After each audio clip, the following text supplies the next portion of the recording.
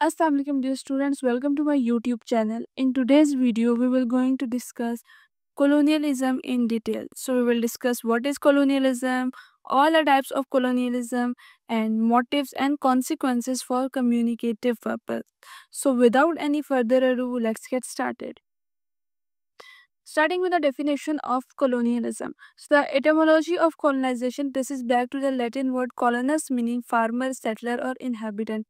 Colonialism का जो word है, कॉलोनाइजेशन का जो वर्ड है, ये लैटिन से निकला है। लैटिन वर्ड कॉलोनस से निकला है जिसके मीनिंग है फार्मर, सेटलर और इनहेबिटेंट। सेटलर किसी जगह के रिहायशी और इनहेबिटेंट को वहाँ का रहने वाला। ठीक है। कॉलोनस का मतलब होता है कि कोई सेटलर कि किस जगह पे रहने वाला, वहाँ का फार्मर और वहाँ का कोई रिहायशी। So this word is related to colre. Colre meanings to cultivate or to inhabit. To cultivate का मतलब होता है कि किसी लैंड पे कोई क्रॉप्स को, मतलब जो बेसिकली जो कल्टीवेट का वर्ड होता है इसका मतलब होता है कि जो क्रॉप्स होती हैं उनकी काश्तकारी करना, और टू इनहैबिट और वहाँ पे रहना। So the concept of colonization therefore initially referred to the act of settling and cultivating new land, often as an extension of a parent state. So start में जो colonization का word था, तो colonization का जो concept था वो start में रेफर किया जाता था किसी भी ऐसे लोगों को जो जो वहाँ पे किसी जगह पे प्रॉपर रहते हों, वहाँ की लैंड को यूज़ करते हों और वहाँ के रिसोर्सेज को यूज़ करते हैं, और वो लैंड को as their parent state use कर लाइक कंसीडर करते हैं, लाइक वो वहाँ पे as the from their forefather वो वहाँ पे रहते हों।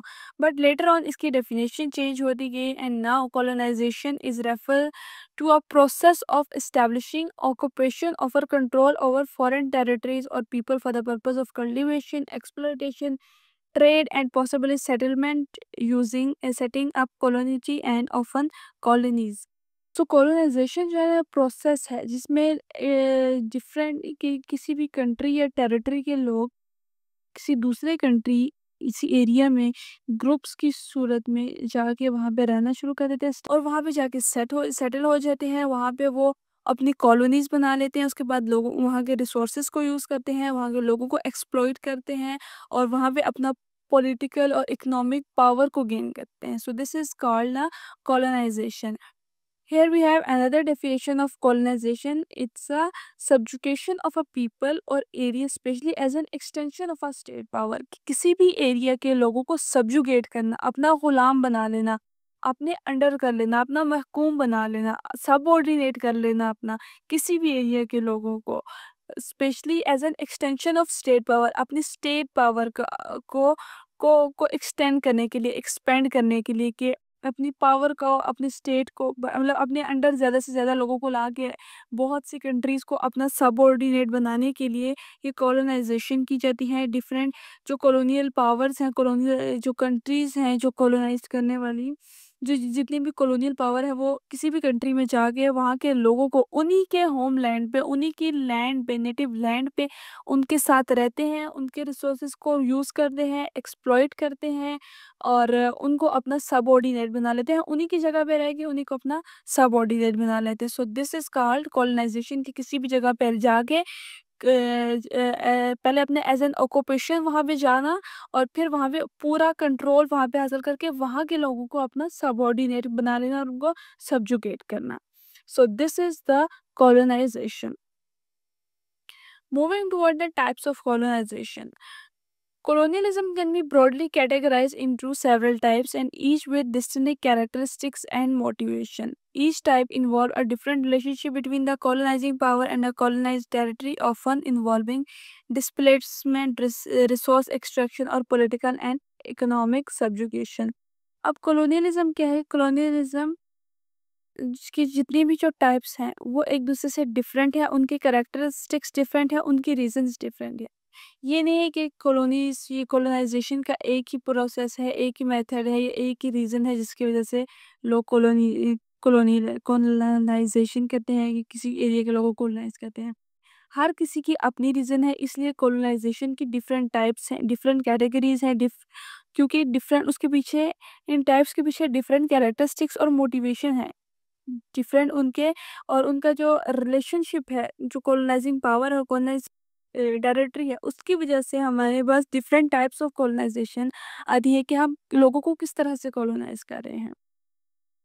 और कॉलोनाइजेशन की वजह से ऑफन इन्वॉल्व क्या होता है मोस्टली, जो जिसके थ्रू कॉलोनाइजेशन की जाती है, ये जो रीजंस होती है उसमें जो मोस्टली जो वेज होते हैं कॉलोनाइजेशन में, उसमें हमारे पास डिस्प्लेसमेंट आ जाती है कि लोगों को जो वहाँ के नेटिव्स हैं उनको वहाँ से निकाल के खुद रहना शुरू कर दें। रिसोर्स एक्सट्रैक्शन, उनके रिसोर्सेज को यूज़ करें और उनको एक्सप्लॉइट करें। ठीक है, बेतहाशा किसी के रिसोर्सेज को फ्री में यूज़ कर लें आप। और पॉलिटिकल और इकोनॉमिक सब्जुगेशन, पॉलिटिकली वहाँ पे किसी जगह पे पावरफुल हो जाए, उनकी पॉलिटिकल पावर गेन कर लें, या इकोनॉमिक सब्जुगेशन, उनको इकोनॉमिकली डाउन कर दें और अपना जो सबऑर्डिनेट बना लें। ये सारी जो है ना, ये सारे वो वेज हैं जिनसे कॉलोनाइजेशन होती है। ओके, सो हम जो टाइप्स डिस्कस करेंगे उसमें हमारे पास वैसे तो कॉलोनाइजेशन की बहुत सारी टाइप्स आ जाती है अगर हम बहुत डिटेल में जाए, but major we will going to discuss the settler colonialism, exploitation colonialism, surrogate colonialism and internal colonialism. These four types are the major types. Further अगर हम बहुत डिटेल में जाए तो बहुत और छोटी मोटी टाइप्स भी आ जाती हैं। Okay, first we have a settler colonialism. This type involved large scale immigration of people from the colonizing country to the colonized territory, often with the intention of permanently settling and replacing the existing population. Settler colonialism में क्या होता है कि एक large number of people एक area से अपने area को छोड़कर किसी दूसरी कंट्री और टेरिटरी में जाके लोगों के साथ परमानेंटली रहना शुरू कर दें, उनको वहाँ से निकाल के खुद परमानेंटली वहाँ पे रहना शुरू कर दें और वहाँ पे प्रॉपर जो है ना उस प्लेस को पे अपना होल्ड कर लें। ठीक, उस प्रॉपर प्लेस पे अपना होल्ड कर लें, वहाँ पे प्रॉपर वहाँ पे परमानेंटली वहाँ पे सेटल हो जाएँ, वहाँ पे रहना शुरू कर दें और वहाँ के जो नेटिव्स हैं उनको वहाँ से निकाल दें, रिप्लेस कर दें। वहाँ की जो अपनी पॉपुलेशन है उनको वहाँ से निकाल दें। फॉर एग्ज़ाम्पल, जो ब्रिटिश कॉलोनीज़ हैं north America, Australia and New Zealand, ये जो आज सारे आजकल अगर हम देखें तो ये इंग्लिश कंट्रीज़ हैं। These countries are colonized by Britishers. Britishers ने वहाँ पे जाके रहना शुरू किया नॉर्थ अमेरिका में, ऑस्ट्रेलिया में, न्यूज़ीलैंड में। और वहाँ पे अपना वहाँ के नेटिव्स को, वहाँ के रहने वाले लोगों को वहाँ से रिप्लेस करके वहाँ परमानेंटली वहाँ पे सेटल हो गए, वहाँ पे रहना शुरू कर दिया। So that is why it's called settler colonialism, कि वहाँ पे परमानेंटली जाके सेट हो जाना, परमानेंटली वहाँ पे रहना शुरू कर लेना। सो अ सेटलर की हमारे पास ये एक छोटी सी डेफिनेशन है कि a settler is any non indigenous person living in settler colonial state. Settler is any non non indigenous होता है कि गैर मकामी, जो वहाँ का रहने वाला नहीं था। मकामी होता है कि परमानेंट रहने वाला, और नॉन इंडिजिनियस होता है कि वहाँ का गैर मकामी, मकामी लोग नहीं होता। ठीक है, सेटलर जो वहाँ पे जाकर रहने वाला होता है वो वहाँ का नहीं होता, और वो ज़बरदस्ती एज अ कॉलोनियल पावर के थ्रू वहाँ जाके परमानेंटली रहना शुरू कर देता है। So this is the settler colonialism. Next, we have exploitation colonialism. Exploitation colonialism refers to a form of colonialism where a colonizing power take control of a territory primarily to extract its resources and utilize its population for labor, benefiting the colonizer's economy and power. अब exploitation colonialism में क्या होता है कि जो colonial power है वो किसी भी कंट्री में, किसी भी टेरिटरी में जाके वहाँ पे रहने शुरू कर देते हैं, वहाँ पे अपना कंट्रोल कर देते हैं और उनके उस एरिया के लोगों को और उनके रिसोर्सेज को, दोनों को यूज़ करते हैं, उनके रिसोर्सेज को एक्सप्लॉयट करते हैं, उनका बेजा इस्तेमाल करते हैं अपने बेनिफिट्स के लिए। और वहाँ की जो पॉपुलेशन है उसको एज़ अ लेबर ट्रीट करते हैं, अपना सबऑर्डिनेट ट्रीट करते हैं। उसकी पॉपुलेशन को भी यूज़ करते हैं फ्री में एज़ अ लेबर, और उसके रिसोर्सेज़ का भी बेतहाशा और बेजा इस्तेमाल करते हैं, एंड बेनिफिटिंग द कॉलोनाइज़र्स इकोनॉमी, और अपनी इकोनॉमी और पावर को जो है वो फ़ायदा देते हैं। खुद पावरफुल होते हैं, हम अपनी इकोनॉमी को सारा बेनिफिट देते हैं, लेकिन जो यूज़ होते हैं रिसोर्सेज़ वो कॉलोनाइज़ टेरिटरी के जो है वो रिसोर्सेज भी यूज़ होते हैं, उसके लोग भी यूज़ होते हैं, और जो सारा बेनिफिट होता है वो सारा जाता है कॉलोनियल पावर को। and this often involve limited settlement and focus on resource extraction and economic exploitation rather than large scale settlement or replacement of the indigenous population. अब जैसे हमने सेटलर में पढ़ा कि वो परमानेंटली वहाँ पे जाके सेट हो जाते हैं लाइफ टाइम के लिए, लेकिन एक्सप्लोइटेशन कॉलोनियलिज्म में ऐसा नहीं था। वो एक लिमिटेड टाइम के लिए किसी एरिया किसी टेरिटरी में जाके सेट होते हैं, वहाँ पे रहते हैं, उनके रिसोर्सेज को बेजा इस्तेमाल करते हैं, एक्सप्लॉइट करते हैं, उनकी इकोनॉमी को डाउन करते हैं, उनकी इकोनॉमी को एक्सप्लॉइट करते हैं, उनके पॉपुलेशन को एज ए लेबर ट्रीट करते हैं, और फिर उसके बाद वापस अब जब अपना सारा बेनिफिट लेके with the passage of time और आफ्टर सम टाइम वो वापस अपने एरिया में चले जाते हैं और उस जगह को छोड़ देते हैं। सो एक्सप्लॉइटेशन में भी क्या था कि मोस्टली वो रिसोर्सेज को लोगों को एक्सप्लॉइट करते हैं, यूज़ करते हैं, उसके बाद उस जगह को छोड़ के चले जाते हैं। तो यहाँ पे जैसे सेटलर में वो परमानेंटली वहाँ पे रहना शुरू कर देते हैं और वहाँ की जो इंडिजिनियस पॉपुलेशन होती है उनको रिप्लेस कर देते हैं। ये वहाँ के जो रहने वाले लोग हैं उनको रिप्लेस नहीं करते, बल्कि उनको अपना सबऑर्डिनेट बना लेते हैं। जिसकी सबसे बड़ी एग्जांपल हम सब कॉन्टिनेंट में देख लें कि जो ब्रिटिश ईस्ट इंडिया कंपनी था, they comes as a trader, वो ट्रेडिंग के लिए आए, फिर आहिस्ता आहिस्ता उन्होंने अपना कंट्रोल उस एरिया में इतना ज़्यादा किया, अपनी कॉलोनीज़ बनाई और उतना कंट्रोल वहाँ पे इतना ज़्यादा किया कि जो वहाँ के जितने नेटिव्स थे, वहाँ के जो रहने वाले लोग थे, उनको अपना लेबर बना लिया, उनको एज़ ए लेबर ट्रीट करना शुरू कर दिया और उनके रिसोर्सेज़ का बेतहाशा इस्तेमाल किया। वहाँ पे पॉलिटिकल पावर गेन की, वहाँ पे इकोनॉमिक बेनिफिट जितने भी थे वो खुद हासिल किए और वहाँ के लोगों को रिसोर्सेज़ को बेतहाशा यूज़ किया और खुद अपने आप को बेनिफिट दिया और फिर आफ्टर सम टाइम वो अपने एरिया में वापस चले गए उस एरिया को छोड़ के। Next we have surrogate colonialism. अब सरोगेट कॉलोनियलिज्म क्या है कि this form involve a colonising power supporting a settlement project where the settlers are not from the coloniser ethnic group.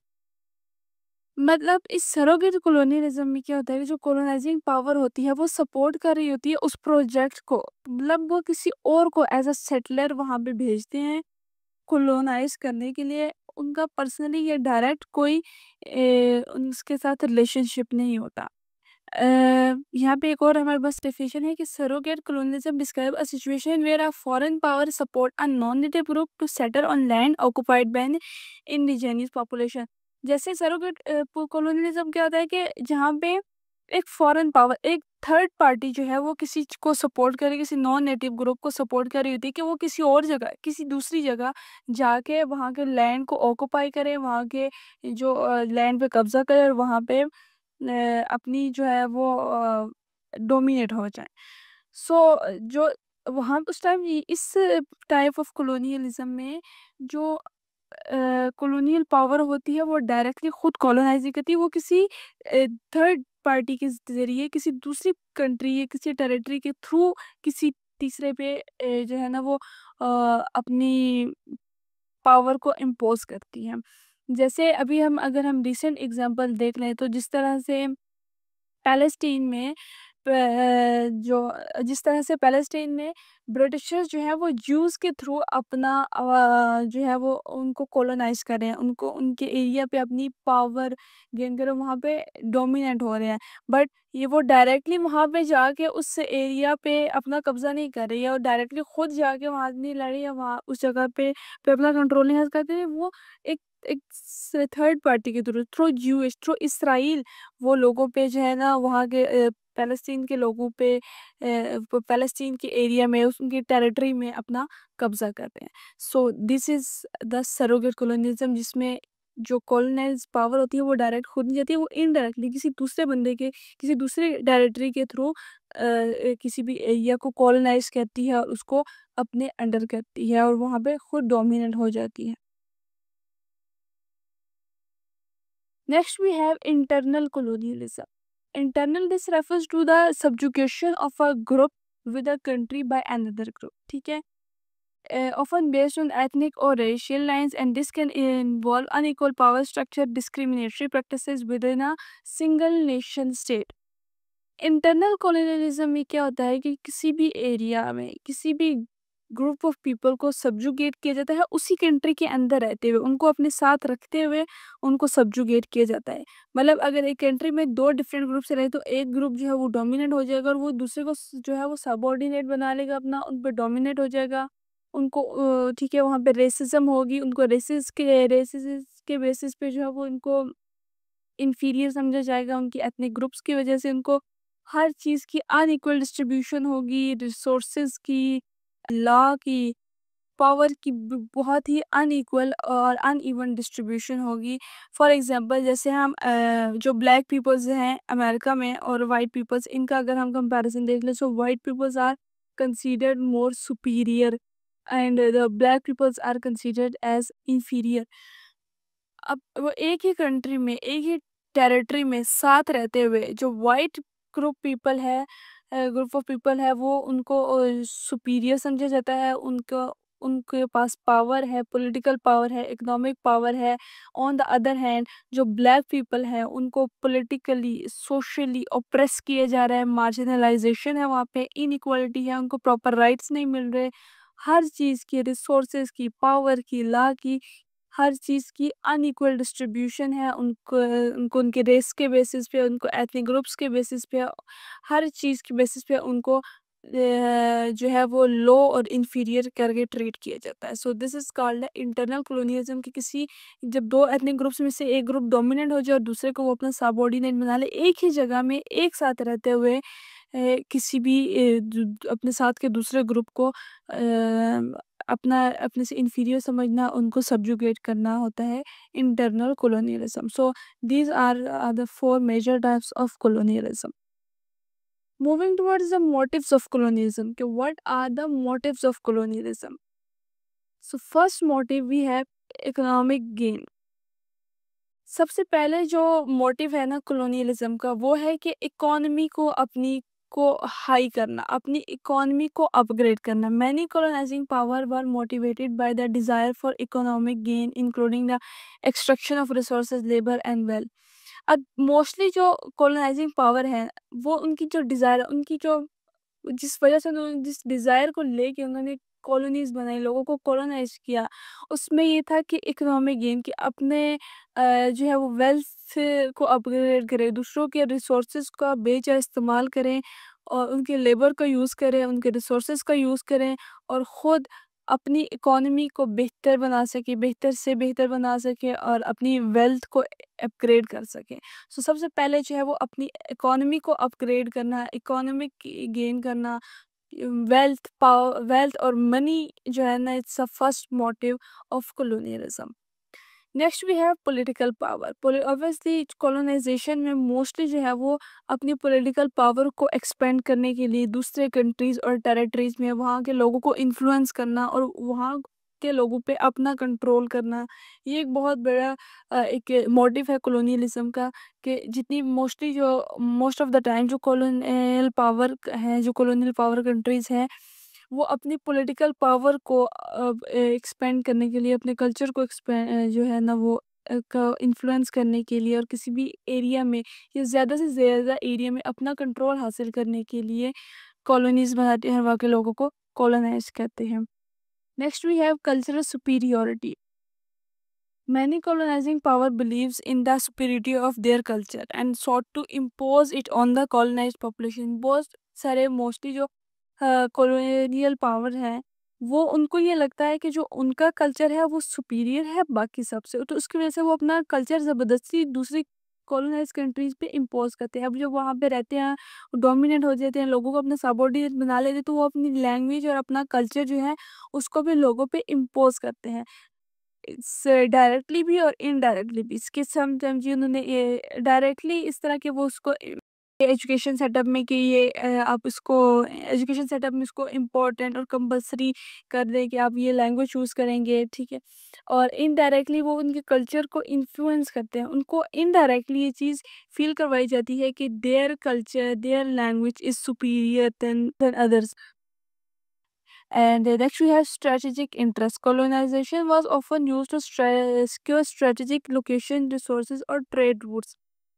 Strategic interest में क्या होता है कि जो कॉलोनियल पावर होती है वो लोग को इन्फ्लुएंस करके जो जब लोगों पे अपना प्रॉपर होल्ड करके डोमिनेट हो जाती है वहाँ पे अपना पूरा जहाँ पे जब किसी एरिया में पे अपना पूरा उनको एरिया को ऑक्यूपाई कर लेते हैं और उनको प्रॉपरली अपने कंट्रोल में ले लेते हैं, तो वो फिर उनके उनके लोकेशंस को, उनके रिसोर्सेज को और उनके ट्रेड रूट्स को बेतहाशा और बेजा अपनी मर्जी से यूज़ करते हैं, उनको एक्सप्लॉइट करते हैं अपने बेनिफिट के लिए, उनका नुकसान करके अपना बेनिफिट करके उनकी हर हर चीज़ को, हर रिसोर्स को यूज़ करते हैं।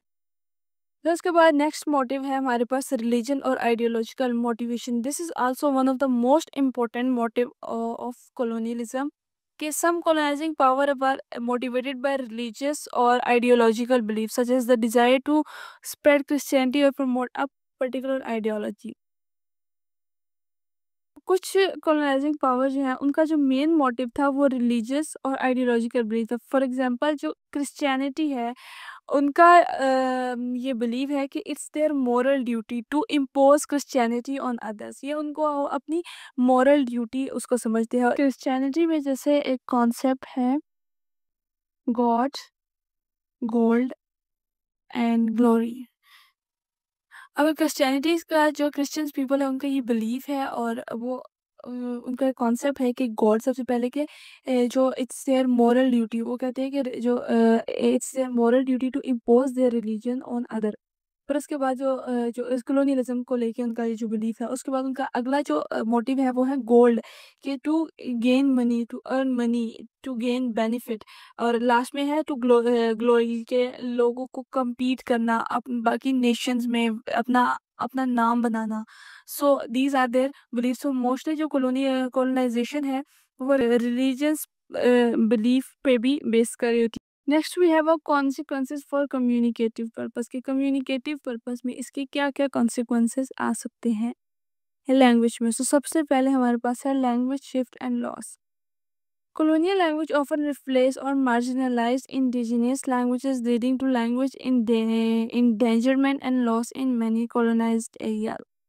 जो कॉलोनियल लैंग्वेज है वो मोस्टली जो है रिप्लेस हो जाती है और मार्जिनलाइज की जाती है इंडिजीनियस लैंग्वेज। जब एक एरिया के लोग किसी दूसरे एरिया में जाकर रहना शुरू कर देते हैं, वहाँ पे लोग वो उस लैंड को ऑक्यूपाई करते हैं, वहाँ पे डोमिनेंट हो जाते हैं, तो ऑब्वियसली वो अपनी लैंग्वेज को भी वहाँ लेके जाते हैं। और जब लोगों को इन्फ्लुएंस करते हैं वहाँ पे प्रॉपर अपनी पावर उनके पास होती है, तो वहाँ के जो लोग हैं वो उस लैंग्वेज को सीखना स्टार्ट कर देते हैं। समटाइम दे फोर्स देम, और सम टाइम वो उनको इन्फ्लुएंस करते हैं इनडायरेक्टली कि वो उस लैंग्वेज से अट्रैक्ट होके उस लैंग्वेज को सीखना, उनकी लैंग्वेज को सीखना शुरू कर देते हैं कॉलोनियल पावर की, क्योंकि वो लोग पावर में होते हैं। तो अपनी लैंग्वेज को छोड़ देते हैं, जिसकी वजह से उनकी लैंग्वेज जो है वो आहिस्ता आहिस्ता जो है वो उनकी लैंग्वेज एक्सटेंट लैंग्वेज बन जाती है। और सम टाइम्स तो वो लैंग्वेज टोटली वहाँ से रिमूव हो जाती है। वो वहाँ से लैंग्वेज सम टाइम लैंग्वेज है वो टोटली लैंग्वेज का लॉस और डेथ भी हो जाती है। सो एक देखिए लैंग्वेज शिफ्ट की, अपनी लैंग्वेज को स्प्रेड करना। फिर इसके बाद है linguistic domination. Colonial power actively promoted their languages in education, administration and other spheres of public life, creating a hierarchy where colonial language were privileged. उसके बाद क्या होता है कि जब कॉलोनीज बनाते हैं, जो कॉलोनियल पावर कंट्रीज हैं वो अपनी लैंग्वेज को प्रमोट करते हैं, एजुकेशन में इम्पोज करते हैं, उनके एडमिनिस्ट्रेशन में। और अगर हम सब कॉन्टिनेंट की या इंडिया पाकिस्तान की एग्जांपल लें, तो वहाँ पे भी जो ब्रिटिशर्स थे उन्होंने एजुकेशन में इतना इन्फ्लुएंस किया कि आज भी उर्दू या हिंदी के बजाय उर्दू और हिंदी के साथ साथ इंग्लिश एज अ मेजर और कंपलसरी सब्जेक्ट पढ़ाया जाता है, सिखाया जाता है। एडमिनिस्ट्रेशन में जो है वो आज भी इंग्लिश चूज़ की जाती है, एज एन ऑफिशियल लैंग्वेज जो है वो आज भी इंग्लिश यूज़ की जाती है। ये सब जो है वो की कंसिक्वेंसेस हैं कॉलोनियलिज्म के। जो लैंग्वेज पे इसका इम्पैक्ट आया है कि जो अपने लोग अपनी उनकी जो अपनी नेटिव लैंग्वेज है उसके बजाय जो कॉलोनियल पावर की जो लैंग्वेज, कॉलोनियल पावर कंट्रीज़ की जो लैंग्वेज होती है उसको ज़्यादा प्रायोरिटी देते हैं, उसको यूज़ करते हैं। और उसमें लैंग्वेज में हायरार्कीज़ आ जाती है कि जो इस इनकी जो लैंग्वेज, जो कॉलोनियल पावर कंट्रीज़ की जो लैंग्वेज है, ये हाई क्लास लैंग्वेज है और उसको एज अ फॉर्मल सेटअप में भी यूज़ किया जाता है और उस लैंग्वेज को ज़्यादा प्रिविलेज मिलती है, ज़्यादा इंपॉर्टेंस दी जाती है। Next, we have cultural assimilation. के colonize aim to assimilate colonized population into the colonizers' culture, including through the imposition of their language and educational system. यहाँ पे भी वही बात है कि अपना लैंग्वेज सिस्टम और अपनी लैंग्वेज और अपनी लैंग्वेज और अपना कल्चर उन पे इम्पोज किया जाता है, उनके एजुकेशन सेटअप पे एसिमिलेशन होता है कि कनेक्ट करना किसी चीज़ को आपस में मिलाना। तो जो कॉलोनाइज़ पॉपुलेशन होती है उनका और जो कॉलोनाइज़ करने वाले लोग होते हैं उनके कल्चर को जब आपस में मिक्स अप होके और अपनी लैंग्वेज जब उस पे इम्पोज़ करते हैं उनके एजुकेशन सेटअप में, तो इनकी लैंग्वेज जो कॉलोनाइज़र्स की लैंग्वेज होती है या इनका कल्चर होता है, इसको कॉलोनाइज़्ड पॉपुलेशन के कल्चर के साथ एसिमिलेट करो, उसको कनेक्ट करो और उसको वहाँ पे स्प्रेड करना। फिर communication control जी के colonizer use communication technologies and media to disseminate propaganda, control information and suppress dissent. colonizer जो है वो टेक्नोलॉजी में, जैसे हम ऑलरेडी अगर हम इंग्लिश की एग्जांपल लें तो अपना सारा जो टेक्नोलॉजी में इंग्लिश का बहुत बड़ा इन्फ्लुएंस है और इम्पैक्ट है, जिसकी वजह से वो जितनी भी इंफॉर्मेशन है उसको उस पे सारा कंट्रोल कॉलोनाइजर्स का है। आज भी जितने भी कॉलोनाइज्ड कंट्री है वो सारे उनके अंडर हैं, they are suppressed under their control. Next we have emergence of pidgin and creole. Obviously जब लैंग्वेज एक जगह से दो डिफरेंट लैंग्वेजेस का आपस में कांटेक्ट होता है तो एक न्यू लैंग्वेज बनती है। सो कॉलोनाइजेशन के भी यही होता है कि इसके कॉन्सिक्वेंसेस में कि जब जो कॉलोनाइजर्स होते हैं वो किसी कंट्री में जाके किसी पॉपुलेशन को किसी टेरिटरी में जाके जब कॉलोनाइज करते हैं तो उनकी एक डिफरेंट लैंग्वेज होती है, इनकी अपनी different.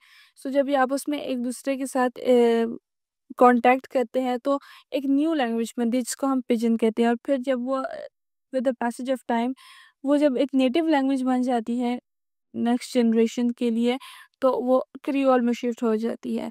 So these are the consequences of for communicative purpose of colonization. So colonialism, characterized by one's country's political and economic control over another, had a profound and lasting impact, leaving behind legacies of exploitation, systematic inequalities, and cultural disruption. While some argue for positive contribution in areas like infrastructure development and or the dominant narrative emphasize the negative consequences, including economic exploitation, political instability, and social fragmentation, which continue to affect post colonial societies. So, in conclusion, colonialism जो है वो एक country का political और economic control है किसी दूसरे country के ऊपर। In short colonialism in short colonialism क्या है कि किसी एक कंट्री का पॉलिटिकल और इकोनॉमिक कंट्रोल करना किसी दूसरे कंट्री को।